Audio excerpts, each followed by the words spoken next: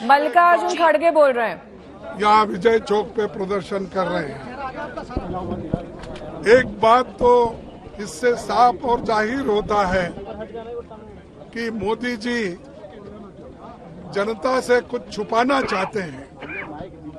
हालांकि नीरव मोदी, चौकसी, ललित मोदी, मल्ल्या ऐसे लोग करोड़ों, हजारों करोड़ रुपए सरकार से लूट के बाहर चले गए, लेकिन उनके बारे में मोदी जी मुंह नहीं खोल रहे हैं और हमेशा दूसरों को टीका करने में वो बहुत अच्छा समझते हैं। आज मैंने बीजेपी का एक कमेंट सुना कि कांग्रेस और अपोजिशन के लोग बैकवर्ड क्लास के खिलाफ बात कर रहे हैं। अरे भाई, बैकवर्ड क्लास जो चोरी करके भाग गए वो बैकवर्ड क्लास के हैं? बताओ मेरे को कोई बैकवर्ड क्लास का आदमी हजारों करोड़ लेके चले गया, घपला किया और 12 लाख 2.5 साल में अगर किसी ने कमाया है तो अदानी ने कमाया है। वो कमाने के लिए अगर कोई मदद किया है तो मोदी जी ने किया है। हम अदानी की बात कर रहे हैं तो ये बीच में झगड़ा लगाने के लिए बैकवर्ड क्लास, फॉरवर्ड क्लास बोल रहे हैं।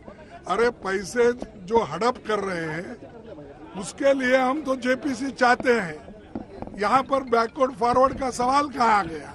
ये एक तरफ, और दूसरी तरफ जो हमारा एक ही मुद्दा है, जनता का पैसा, LIC का, आपका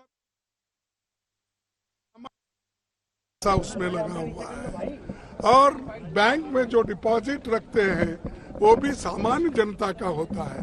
ये सब पैसा निकालकर लोन देकर उनकी जो कितनी उनकी असेट है उसका कोई ब्यौरा उन्होंने नहीं लिया।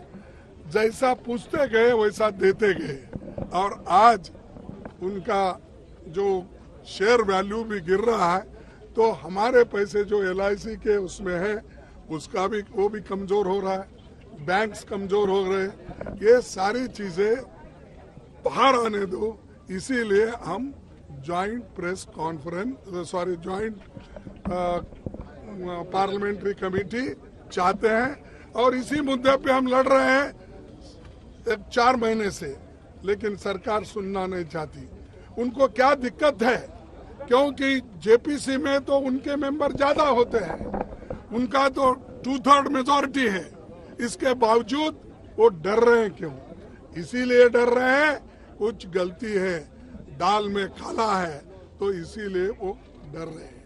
और हम ये लड़ते रहेंगे, एकजुट होकर लड़ रहे हैं, आगे भी लड़ते रहेंगे। उसके अलावा राहुल गांधी जी जो सच बोल रहे हैं और उन्होंने पार्लियामेंट में अपनी बात को सच्चाई से रखी, बहुत से मुद्दे उन्होंने वहां जो रखा कि अदानी को किसने लेके गया था विदेशों में, और जब प्रधानमंत्री जी विदेश गए थे उस वक्त कहां पर अदानी उनको मिले, ये सारी चीजें उन्होंने पूछी। क्या ये गलत है? पार्लियामेंट में इंफॉर्मेशन लेना गलत है? और इसलिए वो आज राहुल जी को भी बोलने नहीं दे रहे और उनके लिए उनको एक्सप्लेन करने के लिए भी वो नहीं दे रहे। इसका मतलब क्या है कि हम लूटते रहेंगे, तुम मुंह बंद करके रहो। ये उनकी चाल है। और अब आज भी कोशिश की है राहुल गांधी जी बोलने के लिए, उन्होंने चिट्ठी लिखी थी और 3 दिन पहले भी उन्होंने चिट्ठी लिखी थी कि मुझे बोलने के लिए आप परमिशन दीजिए। मेरे खिलाफ 4 मिनिस्टर्स पार्लियामेंट में बोले हैं, मुझे भी वही हक दो जो जिस मेंबर्स को या जिस मिनिस्टर को आपने हक दिया है।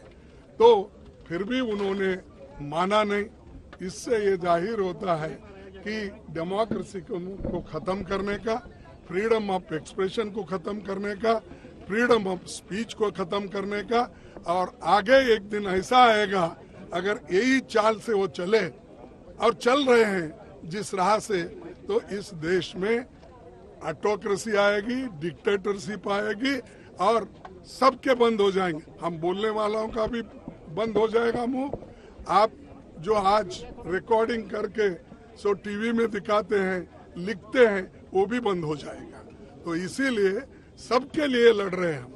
जमहूरियत को टिकाने के लिए, संविधान को बचाने के लिए, freedom of speech and expression को बचाने के लिए हम कोशिश कर रहे हैं। और जो सच बोलते हैं उनको जेल में डालने की कोशिश वो करते हैं।